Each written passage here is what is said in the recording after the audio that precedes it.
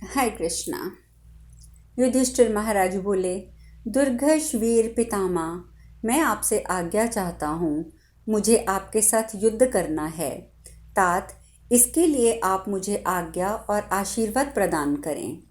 यह सुनकर भीष्म पितामह बोले, पृथ्वीपते भरत कुलनंदन महाराज, यदि इस युद्ध के समय तुम इस प्रकार मेरे पास नहीं आते तो मैं तुम्हें पराजित होने का शाप दे देता। पांडुनंदन पुत्र, अब मैं प्रसन्न हूँ और तुम्हें आज्ञा देता हूँ। तुम युद्ध करो और विजय पाओ। इसके सिवा और कोई जो भी तुम्हारी अभिलाषा हो वह इस युद्ध भूमि में प्राप्त करो। पार्थ, वर मांगो। मुझसे क्या चाहते हो? महाराज, ऐसी स्थिति में तुम्हारी पराजय नहीं होगी। महाराज, पुरुष अर्थ का दास है, अर्थ किसी का दास नहीं है। यह सच्ची बात है। मैं कौरवों के द्वारा अर्थ से बंधा हुआ हूँ। कुरुनंदन, इसलिए आज मैं तुम्हारे सामने नपुंसक के समान वचन बोलता हूँ। कौरव धृतराष्ट्र के पुत्रों ने धन के द्वारा मेरा भरण पोषण किया है, इसलिए तुम्हारे पक्ष में होकर उनके साथ युद्ध करने के अतिरिक्त तुम क्या चाहते हो, ये बताओ। युधिष्ठिर बोले, महाबाहो, आप सदा मेरा हित चाहते हुए मुझे अच्छी सलाह दें और दुर्योधन के लिए युद्ध करें। मैं सदा के लिए यही वर चाहता हूँ। भीष्म बोले, राजन कुरुनंदन, मैं यहाँ तुम्हारी क्या सहायता करूँ? युद्ध तो मैं इच्छानुसार तुम्हारे शत्रु की ओर से ही करूँगा। अतः बताओ, तुम क्या कहना चाहते हो? युधिष्ठिर बोले, पितामह, आप तो किसी से पराजित होने वाले नहीं हैं। फिर मैं आपको युद्ध में कैसे जीत सकूँगा? यदि आप मेरा कल्याण देखते हैं, सोचते हैं, तो मेरे हित के लिए मुझे कोई सलाह दीजिए। भीष्म पितामह ने कहा, कुंती नंदन, मैंने ऐसे किसी वीर को नहीं देखा जो संग्राम भूमि में युद्ध करते समय मुझे पराजित कर सके। युद्ध काल में कोई पुरुष साक्षात इंद्र ही क्यों ना हो, मुझे परास्त नहीं कर सकते। युधिष्ठिर बोले, पितामह, आपको नमस्कार है, इसलिए अब मैं आपसे ही पूछता हूँ, आप युद्ध में शत्रुओं द्वारा अपने मारे जाने का उपाय बतलाइए। भीष्म पितामह बोले, बेटा, जो समर भूमि में मुझे जीत ले, ऐसे किसी वीर को मैं नहीं देखता हूँ। अभी मेरा मृत्यु काल भी नहीं आया है, अतः अपने इस प्रश्न का उत्तर लेने के लिए फिर कभी आना। संजय बोले, कुरुनंदन। तदंतर महाबाहु युधिष्ठिर ने भीष्म की आज्ञा को शिरोधार्य किया और पुनः उन्हें प्रणाम करके वे द्रोणाचार्य के रथ की ओर गए। सारी सेना देख रही थी। वे उसके बीच में से होकर भाइयों सहित द्रोणाचार्य जी के पास जा पहुँचे। वहाँ राजा ने उन्हें प्रणाम करके उनकी परिक्रमा की और उन दुर्जय वीर शिरोमणि से अपने हित की बात पूछी। भगवान, मैं सलाह पूछता हूँ, किस प्रकार आपके साथ निरपराध एवं पाप रहित होकर युद्ध करूँगा? विप्रवर, आपकी आज्ञा से मैं समस्त शत्रुओं को किस प्रकार जीतूँ? द्रोणाचार्य बोले, महाराज, यदि युद्ध का निश्चय कर लेने पर तुम मेरे पास नहीं आते तो मैं तुम्हारी सर्वथा पराजित होने के लिए तुम्हें शाप दे ही देता। निष्पाप युधिष्ठिर, मैं तुम पर बहुत प्रसन्न हूँ। तुमने मेरा बहुत आदर किया है। मैं तुम्हें आज्ञा देता हूँ, शत्रुओं से लड़ो और विजय प्राप्त करो। महाराज, मैं तुम्हारी कामना पूर्ण करूँगा। तुम्हारा अभीष्ट मनोरथ क्या है? वर्तमान स्थिति में मैं तुम्हारी ओर से तो युद्ध कर नहीं सकता। उसे छोड़कर तुम बताओ और क्या चाहते हो? पुरुष दास का अर्थ का दास है, अर्थ किसी का दास नहीं है। महाराज, ये सच्ची बात है और मैं कौरवों से के द्वारा अर्थ से बंधा हूँ। इसलिए मैं आज तुमसे पुनः पूछता हूँ, बताओ। मैं दुर्योधन के लिए युद्ध करूँगा, परंतु जीत तुम्हारी चाहूँगा, ये बात पक्की है। युधिष्ठिर बोले, ब्राह्मण, आप मेरी विजय चाहें और मेरे हित की सलाह देते रहें। युद्ध बेशक आप दुर्योधन की ओर से करें, यही वर मैंने आपसे समझिए मांग लिया। द्रोणाचार्य ने कहा, राजन, तुम्हारी विजय तो निश्चित है, क्योंकि साक्षात भगवान कृष्ण तुम्हारे मंत्री हैं। मैं तुम्हें आज्ञा देता हूँ, तुम युद्ध में शत्रुओं को उनके प्राणों से विमुक्त कर दोगे। जहाँ धर्म है वहाँ श्री कृष्ण है, और जहाँ श्री कृष्ण है वहीं विजय है। कुंती कुमार, जाओ युद्ध करो और भी पूछो, तुम्हें मैं क्या बताऊं? युधिष्ठिर बोले, द्विजश्रेष्ठ, मैं आपसे पूछता हूँ, आप मेरे मनोवांछित प्रश्न सुनिए। आप किसी से परास्त होने वाले नहीं हैं, फिर आपको मैं युद्ध में कैसे जीत सकूंगा। द्रोणाचार्य बोले, राजन, मैं जब तक समर भूमि में युद्ध करूंगा तब तक तुम्हारी विजय नहीं हो सकती। तुम अपने भाइयों के सहित ऐसा प्रयत्न करो जिससे मेरी मृत्यु शीघ्र हो जाए। युधिष्ठिर बोले, महाबाहु आचार्य, इसीलिए अब आप अपने वध का उपाय मुझे बतलाइए। आपको मैं नमस्कार करता हूँ। मैं आपके चरणों में प्रणाम करके ही प्रश्न पूछ रहा हूँ। द्रोणाचार्य बोले, तात, जब मैं रथ पर बैठकर कुपित होकर बाणों की वर्षा करते हुए युद्ध में संलग्न रहूं, उस समय जो मुझे मार सके किसी ऐसे शत्रु को मैं नहीं देख रहा हूँ। राजन, जब मैं हथियार डालकर अचेत सा होकर आमरण अनशन के लिए बैठ जाऊं, उस अवस्था को छोड़कर किसी और समय मुझे कोई नहीं मार सकता। उसी अवस्था में कोई श्रेष्ठ योद्धा युद्ध में मुझे मार सकता है। यह मैंने तुमसे सच्ची बात कही है। यदि मैं किसी विश्वसनीय पुरुष से युद्ध भूमि में कोई अत्यंत अप्रिय समाचार सुन लूं तो हथियार नीचे डाल दूंगा। यह मैं तुमसे सच्ची बात कह रहा हूँ। संजय कहते हैं, महाराज, परम बुद्धिमान द्रोणाचार्य की ये बात सुनकर उनका सम्मान करके राजा युधिष्ठिर कृपाचार्य जी के पास गए। उन्हें नमस्कार करके, उनकी परिक्रमा करके, उसके पश्चात वक्ताओं में श्रेष्ठ राजा युधिष्ठिर ने दुर्धर्ष वीर कृपाचार्य जी से कहा, निष्पाप गुरुदेव, मैं पाप रहित रहकर आपके साथ युद्ध कर सकूं, इसके लिए आपकी अनुमति चाहता हूं। आप आदेश पाकर मुझे बताएं, मैं समस्त शत्रुओं को संग्राम में कैसे जीत सकता हूं। कृपाचार्य बोले, महाराज, यदि युद्ध का निश्चय कर लेने पर तुम मेरे पास नहीं आते तो मैं भी तुम्हें पराजय का ही श्राप देता। पुरुष अर्थ का दास है, अर्थ किसी का दास नहीं है। महाराज, ये सच्ची बात ही है, और मैं भी कौरवों द्वारा अर्थ से बंधा हूँ। महाराज, मैं निश्चय कर चुका हूँ, मुझे उन्हीं के लिए युद्ध करना है। अतः तुमसे मैं भी एक नपुंसक की तरह पूछ रहा हूँ, तुम युद्ध भूमि संबंधी सहयोग को छोड़कर मुझसे और क्या चाहते हो। युधिष्ठिर बोले, आचार्य, इसीलिए मैं भी आपसे पूछता हूँ, आप मेरी बात सुनिए। और इतना कहकर युधिष्ठिर व्यथित और अचेत से होकर उनसे कुछ और न बोल सके। संजय कहते हैं, पृथ्वीपते, कृपाचार्य ये समझ गए कि युधिष्ठिर क्या कहना चाहते हैं। अतः उन्होंने उनसे इस प्रकार कहा, राजन, मैं अवध्य हूँ, जाओ युद्ध करो और विजय प्राप्त करो। नरेश्वर, तुम्हारे इस आगमन से मुझे बहुत प्रसन्नता हुई है, अतः सदा उठकर मैं तुम्हारी विजय के लिए शुभकामना करूँगा। मैं ये तुमसे सच्ची बात कहता हूँ। महाराज प्रजानाथ, कृपाचार्य की ये बात सुनकर राजा युधिष्ठिर उनकी अनुमति लेकर मद्रराज शल्य थे उस ओर चल पड़े। दुर्जय वीर शल्य को प्रणाम करके, उनकी परिक्रमा करके महाराज युधिष्ठिर उनसे अपने हित की बात कहने लगे। वह बोले, दुर्धर्ष वीर, मैं पाप रहित एवं निरपराध रहकर आपसे के साथ युद्ध करूंगा। इसके लिए मैं आपसे अनुमति चाहता हूँ। राजन, आपकी आज्ञा पाकर मैं समस्त शत्रुओं को परास्त कर सकता हूँ।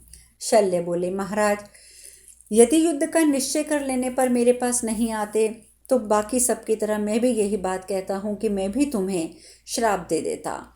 परंतु मैं भी तुमसे सच्ची बात कहता हूँ कि पुरुष अर्थ का दास है, अर्थ किसी का दास नहीं है।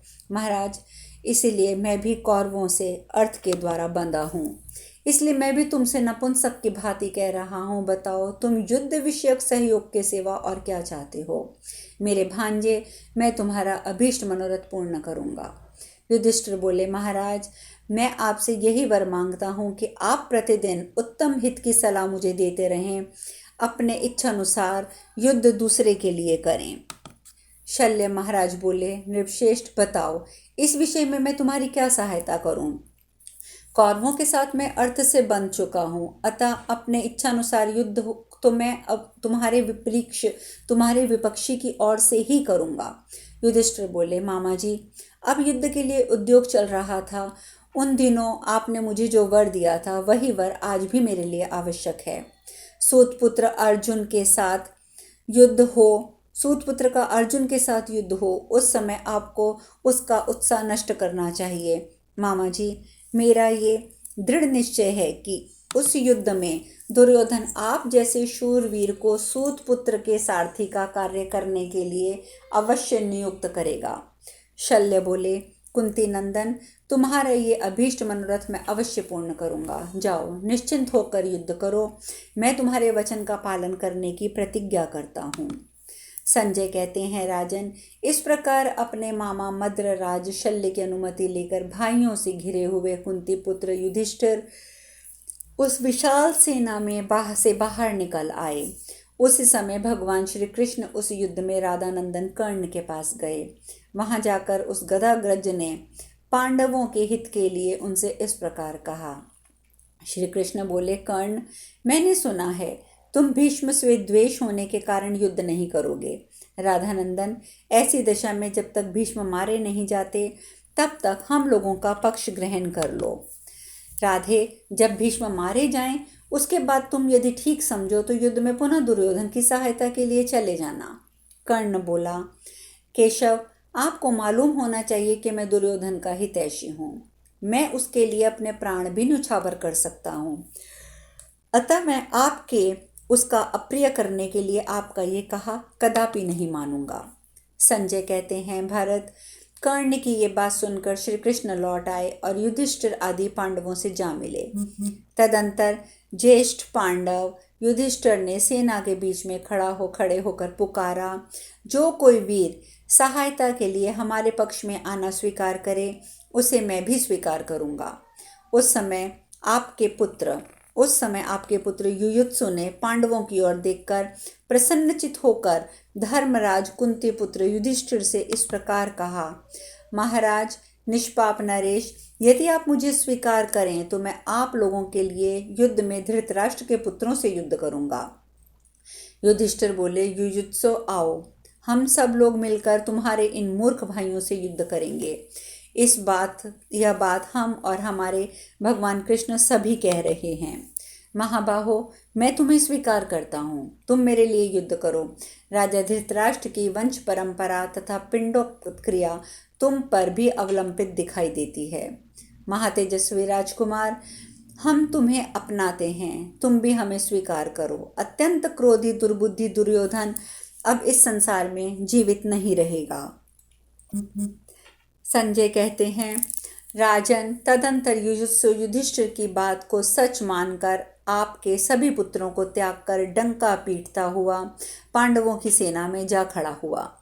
जब दुर्योधन के पाप कर्म की निंदा करता हुआ युद्ध का निश्चय करके पांडवों के साथ उन्हीं की सेना में रहने लगा। तदंतर राजा युधिष्ठिर ने भाइयों सहित अत्यंत प्रसन्न होकर बना हुआ चमकीला कवच धारण कर लिया। फिर वे सभी नरश्रेष्ठ पुरुष अपने अपने रथ पर आरूढ़ हुए। इसके बाद उन्होंने पुनः शत्रुओं के मुकाबले में पहले की भांति अपनी अपनी सेना के व्यूह की रचना की। उन श्रेष्ठ पुरुषों ने सैकड़ों दुदुम्बियों और नगाड़े बजाए और अनेक प्रकार से सिंह गर्जनाएं की। पुरुष सिंह पांडवों को पुनः रथ में बैठा देखकर धृष्टद्युम्न आदि राजा बड़े प्रसन्न हुए। माननीय पुरुषों का सम्मान करने वाले पांडवों ने उस गौरव को देखकर उस भूपाल से उसकी सेना की प्रशंसा करने लगे। सब राजा महाराजा महात्मा पांडवों के सौहार्द, कृपा भाव, समुचित कर्तव्य के पालन और कुटुंबियों के प्रति परम दया भाव की चर्चा करने लगे।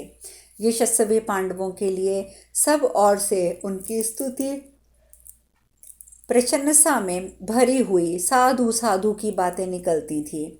उन्हें किसी ऐसी पवित्र वाणी सुनने को मिलती थी जो मन और हृदय का हर्ष बढ़ाने वाली होती थी। वहाँ जिन जन्मलेच्छों और आर्यों ने पांडवों का वर्ताव देखा तथा सुना, वे सब गदगद होकर रोने लगे। तदंतर हर्ष में भरे हुए सभी मनस्वी पुरुषों ने सैकड़ों और हजारों बड़ी बड़ी भेरियों और गो दुग्ध के समान श्वेत शंखों को बजाया। इस प्रकार श्री महाभारत भीष्म पर्व के अंतर्गत भीष्म वध पर्व में भीष्म आदि का समादर विषयक 43वां अध्याय पूर्ण हुआ। धृतराष्ट्र आगे कहते हैं, धृतराष्ट्र ने आगे पूछा, संजय, इस प्रकार जब मेरे पुत्रों और पांडवों ने अपनी अपनी सेनाओं का व्यूह लगा लिया, तब वहां उनमें से पहले किन्होंने प्रहार किया, कौरवों ने या पांडवों ने? संजय बोले, राजन, भाइयों सहित आपके पुत्र दुर्योधन भीष्म को आगे करके सेना सहित आगे बढ़े। इस प्रकार समस्त पांडव भी भीमसेन को आगे करके भीष्म से युद्ध करने की इच्छा रखकर प्रसन्न मन से वे भी आगे बढ़े।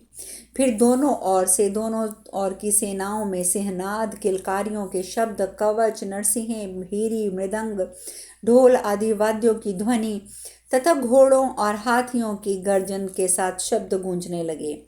पांडव सैनिक हम सब लोगों पर टूट पड़े और हम लोगों ने भी विकट गर्जना करी और उन पर धावा बोल दिया।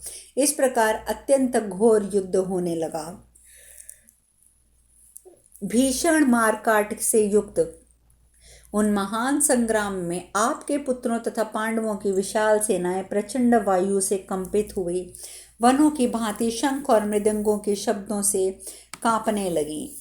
राजाओं, हाथियों, घोड़ों तथा रथों से भरी हुई उभय पक्ष की सेनाएं और अमंगलमय मुहूर्त में जब एक दूसरे के सम्मुख और समीप आईं, उस समय वायु से उद्वेलित समुद्र की भांति उनका भयंकर कोलाहल सब और गूंजने लगा। उस रोमांचकारी भयंकर शब्द के प्रकट होते ही महाबाहु भीमसेन सांड की भांति गरजते थे। भीमसेन की वह गर्जना, शंख और दुदुम्बियों के गंभीर घोष, गजराजों के चिंघाड़ने की आवाज और सैनिकों के सिंहनाद को भी दबाकर सब और सुनाई देती थी। उन सेनाओं में हजारों घोड़े जोर जोर से हिनहिना रहे थे, परंतु गर्जना करते हुए भीमसेन का शब्द उन सब शब्दों को दबाकर ऊपर उठ गया था। वे मेघ के समान गंभीर स्वर में गर्जन तर्जन कर रहे थे। उनका शब्द इंद्र के वज्र की गड़गड़ाहट के समान भयानक था। उन सिंहनाद को सुनकर आपके समस्त सैनिक त्रस्त हो उठे थे। जैसे सिंह की आवाज सुनकर दूसरे वन्य पशु भयभीत हो जाते हैं, उसी प्रकार वीर भीमसेन की गर्जना से भयभीत हो कौरव सेना के समान समस्त वाहन एक तरह से मलमूत्र का त्याग करने लग गए। महान मेघ के समान अपने भयंकर रूप को प्रकट करते हुए। अब शेष कथा कल। हरे कृष्णा।